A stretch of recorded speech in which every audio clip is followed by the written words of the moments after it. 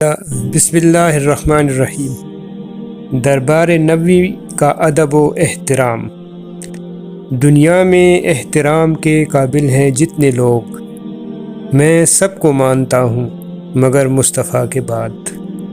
بزرگوں کا احترام اور چھوٹوں پر شفقت مسلمان کے اخلاق کا لازمی جز ہے، اور جب سامنے شخصیت حضور نبی کریم صلی اللہ علیہ وآلہ وسلم کی ہو تو اس کی اہمیت اور بھی بڑھ جاتی ہے، کیونکہ دربار نبوی صلی اللہ علیہ وآلہ وسلم میں بے ادبی تو دین و دنیا دونوں میں ناکامی اور رسوائی کا باعث ہے۔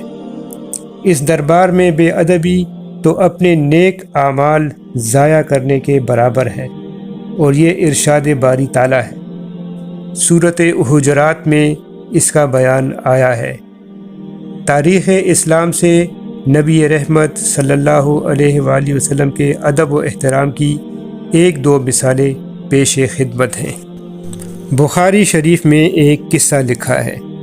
حضرت صاحب رحمۃ اللہ علیہ کہتے ہیں کہ میں مسجد نبوی میں کھڑا تھا، ایک شخص نے میرے ایک کنکری ماری، میں نے ادھر دیکھا تو وہ حضرت عمر رضی اللہ تعالیٰ عنہ تھے۔ انہوں نے مجھے بلا کر کہا کہ یہ دو آدمی جو بول رہے ہیں ان کو بلا کر لاؤ۔ میں ان دونوں کو حضرت عمر رضی اللہ تعالیٰ عنہ کے پاس لایا۔ حضرت عمر رضی اللہ تعالیٰ عنہ نے ان سے پوچھا کہ تم کہاں کے رہنے والے ہو؟ انہوں نے عرض کیا طائف کے رہنے والے ہیں۔ حضرت عمر رضی اللہ تعالیٰ عنہ نے فرمایا اگر تم اس شہر کے رہنے والے ہوتے تو تمہیں مزہ چکھا تھا۔ تم حضور اقدس صلی اللہ علیہ وسلم کی مسجد میں چلا کر بول رہے ہو۔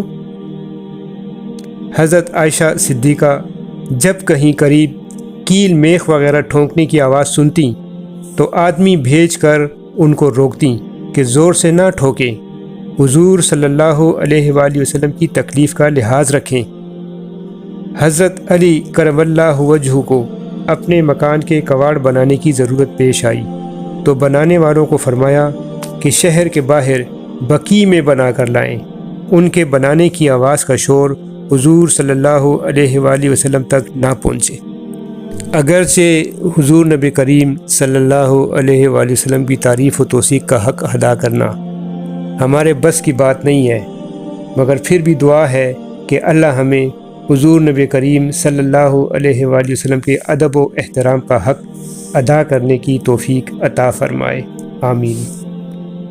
زہے مقدر حضور حق سے سلام آیا پیام آیا، جھکاؤ نظریں بچھاؤ پل کے ادب کا اعلیٰ مقام آیا۔